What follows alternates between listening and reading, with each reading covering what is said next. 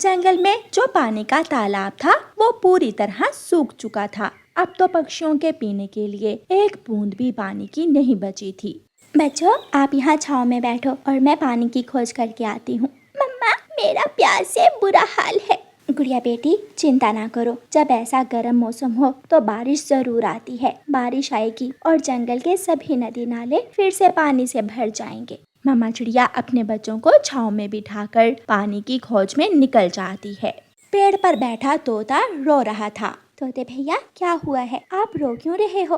मेरा छोटा मिठू कल से प्यासा है, मैं उसे आज भी पानी ना लाकर दे सका।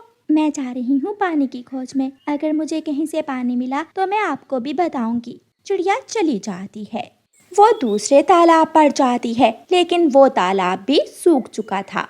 वो फिर से उड़ती है और थोड़ी दूर उसे एक नारियल का पेड़ दिखता है, जिस पर 2 नारियल लगे हुए थे। कम से कम बच्चों को कुछ तो पानी मिलेगा पीने को। चिड़िया पेड़ से दोनों नारियल तोड़ लेती है। तोते भैया, माफ करना, मैं पानी तो ना ला सकी। आप ये एक नारियल रख लें, एक मैं अपने बच्चों के लिए ले जाती हूँ। चिड़िया, बहुत बहुत शुक्रिया मेरे बच्चे की जान बचाने के लिए। चिड़िया अपने बच्चों को नारियल पानी पीने को देती है। बच्चे नारियल पानी पी लेते हैं और फल खा लेते हैं। उससे उनमें कुछ ताकत आती है। मम्मा, अब घर चले, मुझे यहाँ गर्मी लग रही है। हाँ मेरे बच्चों, अब हमें घर जाना चाहिए। मम्मा चिड़िया बच्चों को साथ लेकर घर चली जाती है। जंगल में सभी के बहुत मुश्किल से दिन गुजर रहे थे। एक दिन एक कौवा और कौवी उड़ते उड़ते बांसों वाले जंगल में जाते हैं। बांसों के दरमियान में एक पानी का तालाब था। कौवा वो तालाब देख लेता है। गोरी गोरी, देखो सामने पानी का तालाब है। दोनों कौवे तालाब से जाकर पानी पीते हैं। तालाब का पानी तो बहुत ठंडा और मीठा है। मैं अभी जाकर दूसरे पक्षियों को बता देता हूँ, वो सब प्यासे हैं। फिर कौवा और कौवी पानी पीकर वहाँ से चले जाते हैं। चिड़िया चिड़िया, बांसों वाले जंगल में एक पानी का तालाब है। तोते, बांसों वाले जंगल में पानी का तालाब है। कौवा सबको बता देता है। चिड़िया अपने बच्चों को लेकर बांसों वाले जंगल की तरफ उड़ती है। तोता और कबूतर भी अपने अपने मट के लिए चिड़िया के पीछे पीछे आ रहे थे। लेकिन जब वो सब बांसों वाले जंगल में पहुंचते हैं तो तालाब के पास एक बड़ी सी चील बैठी हुई थी। चील माँ, क्या हम इस तालाब से पानी पी सकते हैं? चले जाओ, सब चले जाओ, ये तालाब हमारे परिवार का है और चीलों के सिवा कोई भी इस तालाब से पानी नहीं पी सकता। सब पक्षी निराश हो जाते हैं। लेकिन कौवे यहाँ से पानी पी कर गए हैं। तब मैं सोई हुई थी, और अब दोबारा भूल कर भी इस तरफ मत आना, वरना मैं किसी को नहीं छोड़ूंगी। मम्मा, अब क्या हमें प्यासे ही वापस जाना होगा? चिंता न करें मेरे बच्चों, हमें पानी जरूर मिलेगा। फिर वो सब वहाँ से चले जाते हैं। दूसरे दिन कौवा और चिड़िया योजना बनाते हैं। कौवे भैया, हम पुराने जंगल की तरफ सफर करेंगे। सुना है उस जंगल में इंसानों का आना जाना है, और जिस जंगल में इंसान आते जाते हैं वहाँ पानी का भी जरूर कोई रास्ता होगा। शायद हमें कोई इंसान का बनाया हुआ कुआं मिल जाए। फिर वो दोनों उड़ते हैं और पुराने जंगल की तरफ चले जाते हैं। वहाँ के सब पेड़ पौधे सूखे हुए थे। कौवा और चिड़िया उड़ते उड़ते जंगल के एक कोने में जाते हैं। वहाँ उन्हें कोई आवाज सुनाई देती है जो कौवों की थी। चिड़िया और कौवा दोनों आवाज के पीछे जाते हैं तो कौवे एक पुराने कुएं से पानी निकाल निकाल कर पी रहे थे। मिल गया चिड़िया रानी, हमें पानी मिल गया, हमने कर लिया। कौवा, क्या हम इस कुएं से पानी पी सकते हैं? हाँ हाँ, क्यों नहीं। क्या आपका नाम कालू कौवा है? हाँ हाँ, मेरा नाम कालू ही है। मैं आपकी चाची के बेटे का बेटा हूँ। फिर तो ये कुआं हमारा अपना ही हुआ। चिड़िया और कौवा जी भर कर पानी पीते हैं और वापस जाकर अपने दूसरे दोस्तों को बताते हैं। पानी का कुआं सबके लिए नया जीवन लेकर आया था। सभी पक्षी अपने अपने मटके लेकर पुराने कुएं से पानी लेने चले जाते हैं। आज शाम गुड़िया और कुकू बहुत खुश थे क्योंकि उन्होंने जी भर कर पानी पिया था। ऐसे ही कुछ दिन और गुजर जाते हैं और फिर चिड़िया के जंगल में जमकर बारिश होती है। जंगल का सूखा तालाब पानी से भर जाता है और दूसरी तरफ चीलों के बांसों वाले जंगल के तालाब का पानी सूख जाता है। माँ, मैं दूसरे पक्षियों के जंगल में जाती हूँ, हो सकता है हमें वहाँ से कुछ पानी मिल जाए। लेकिन बेटी, क्या वो पक्षी हमें पानी पीने देंगे? माँ, मुझे जाना चाहिए, फिर ही पता चलेगा। फिर चील उड़ती है और सीधी चिड़िया वाले जंगल में आ जाती है। वहाँ का तालाब पानी से पूरी तरह भरा हुआ था। कौवे कौवे, क्या मैं इस तालाब से पानी पी सकती हूँ? चील, याद करो वो दिन जब मेरे दोस्त तुम्हारे बांसों वाले जंगल में गए थे और तुमने उन सबको पानी नहीं पीने दिया था। इसलिए तुम जाओ, वरना हम सब मिलकर तुम्हारा मुकाबला करेंगे। चील बेबस थी, क्योंकि उस जंगल में चील का जोर नहीं चलना था। वो प्यासी ही वापस उड़ती है, लेकिन थोड़ी दूर उसे रानो चिड़िया रोक लेती है। चील दी, आप ताकतवर तो हो, लेकिन हो तो पक्षी, इसलिए दूसरे पक्षियों के साथ मिलजुल कर रहना सीखो। अकेला कोई नहीं रह सकता। और फिर रानो चिड़िया चील को पानी का एक मटका भरकर देती है। चिड़िया रानी, शुक्रिया। सच ही कहते हैं कि हमें जीवन में हमेशा किसी दूसरे की मदद की जरूरत पड़ ही जाती है। ये पानी मेरे परिवार की जिंदगी बचाएगा। और फिर चील वहाँ से चली जाती है। प्यारे दोस्तों, इस कहानी को लाइक, अपने दोस्तों के साथ शेयर और चैनल को सब्सक्राइब करना बिल्कुल मत भूलना। आपका धन्यवाद। कालू कौवा रानो चिड़िया के पास जाता है और रानो चिड़िया से कहता है, चिड़िया चिड़िया, मैं अभी अभी तुम्हारी माँ वाले जंगल से आया हूँ। तुम्हारी माँ बहुत बीमार है, जल्दी से जाकर अपनी माँ को देख लो, वो तुम्हें बुला रही है। कौवे की ये बात सुनकर रानो चिड़िया रोने लग जाती है। कौवे, बहुत अच्छा किया जो तुमने मुझे बता दिया, मैं अभी अपनी माँ के पास जाती हूँ। रानो चिड़िया अपने घर का दरवाजा खुला छोड़कर ही अपनी माँ के पास चली जाती है। यही तो कौवा चाहता था। कालू कौवा आराम से चिड़िया के घर में चला जाता है और चिड़िया का बारिशों के लिए रखा हुआ दाना खाने लगता है। कौवा जी भरकर दाना खाता है और दरवाजे के अंदर से कुंडी लगाकर चिड़िया के घोंसले में लेटकर सो जाता है। चिड़िया बहुत तेज उड़ती है। रास्ते में उसे तोता मिलता है। चिड़िया चिड़िया, कहाँ जा रही हो? तोते भैया, मैं अपनी माँ के पास जा रही हूँ। मुझे अभी कौवे ने बताया है कि मेरी माँ बहुत बीमार है। वो कौवा बहुत झूठ बोलता है। एक दिन उसने मुझसे कहा कि मेरी बहन बीमार है। जब मैं अपनी बहन के घर गया तो वो पीछे से मेरा सारा भोजन खा गया। तोते भैया, ये भी तो हो सकता है वो सच बोल रहा हो। मैं आधे रास्ते में तो आ गई हूँ, अब आ गई हूँ तो माँ को देख कर ही जाऊंगी। चिड़िया फिर से उड़ती है और उड़ती हुई अपनी माँ के घर पहुँच जाती है। लेकिन रानो चिड़िया की माँ घर में नहीं थी। माँ कहाँ चली गई है? शायद बुलबुल के पास दवा लेने गई होगी। थोड़ी देर बाद रानो चिड़िया की माँ आ जाती है। उसने सर पर लकड़ियाँ उठाई हुई थी। माँ, क्या आप ठीक हैं? हाँ बेटी, मैं ठीक हूँ। मैं जंगल में लकड़ियाँ काटने गई हुई थी। तुम कब आई हो? मुझे कौवे ने बताया कि आप बहुत बीमार हैं।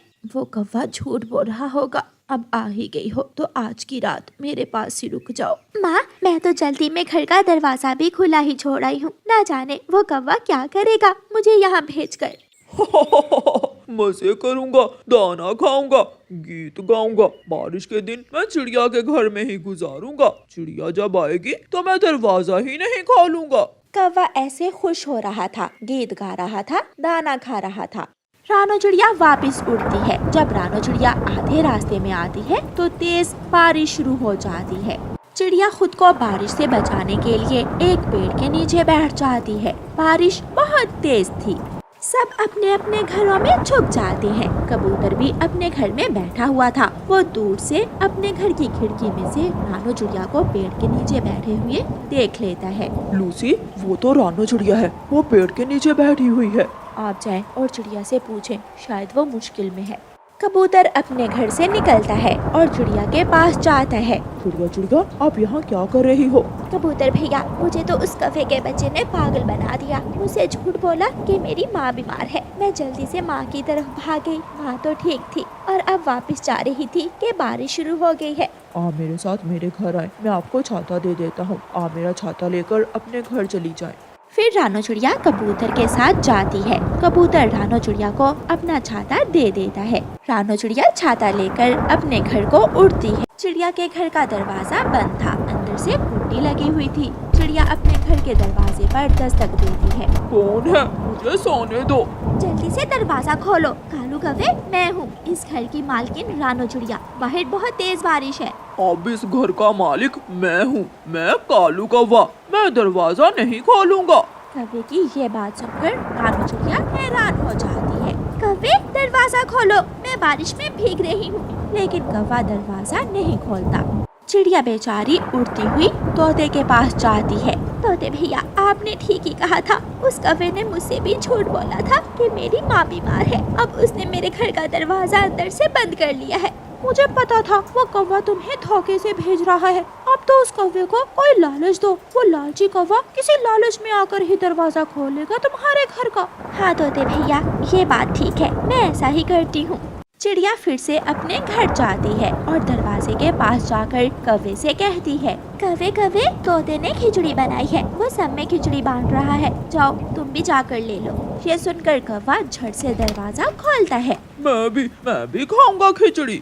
कौवा वहाँ से भाग जाता है और चिड़िया जल्दी से अपने घर में जाकर अंदर से कुंडी लगा लेती है। अब तो मैं कभी भी उस कौवे को अपने घर में घुसने नहीं दूंगी। चिड़िया आराम से अपने घोंसले में बैठ जाती है।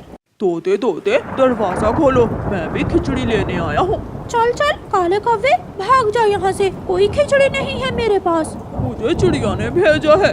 जैसे तूने उसे उसकी माँ के पास भेजा था, ऐसे ही उसने तुझे मेरे पास खिचड़ी लेने भेजा है। फिर कौवे को बात समझ में आती है। मैं अब बारिश में कहाँ जाऊँगा? तोते तोते मुझे अपने घर में आ लेने दो, बाहर बहुत तेज बारिश है। ना बाबा ना, तुम मेरे घर पर कब्जा कर लोगे। कौवा निराश होकर वहाँ से चला जाता है और कबूतर के घर जाता है। कबूतर कबूतर दरवाजा खोलो, मैं कालू कौवा हूँ। ना कालू कौवे, तुम झूठे कौवे हो, कोई भी तुम पर विश्वास नहीं करेगा, तुम झूठे हो, जाओ यहाँ से। कौवा वहाँ से भी चला जाता है। कौवा बुलबुल के पास जाता है। बुलबुल अपने तिनकों के घोंसले में बैठी हुई थी। बुलबुल बुलबुल, मुझे भी अपने घोंसले में बैठ लेने दो। ना ना, मेरा घोंसला छोटा है, मैं नहीं आने दूंगी तुम्हें अपने घोंसले में। थक हार कर कौवा एक पेड़ की डाल पर बैठ जाता है। रात हो जाती है और रात को बारिश के साथ साथ ठंडी हवा भी चलने लगती है। कौवा ठंड से कांप रहा था और ऊंची आवाज में मदद की गुहार लगा रहा था। बचाओ बचाओ, कोई मुझे इस ठंडी हवा से बचाए, मैं यहाँ मर जाऊंगा। चिड़िया अपने घर में बैठी कौवे की आवाज सुन रही थी। मुझे बचाओ, मुझे बचाओ। मुझे इस कौवे की मदद करनी चाहिए, ऐसा ना हो कि ये कौवा ठंड से मर जाए।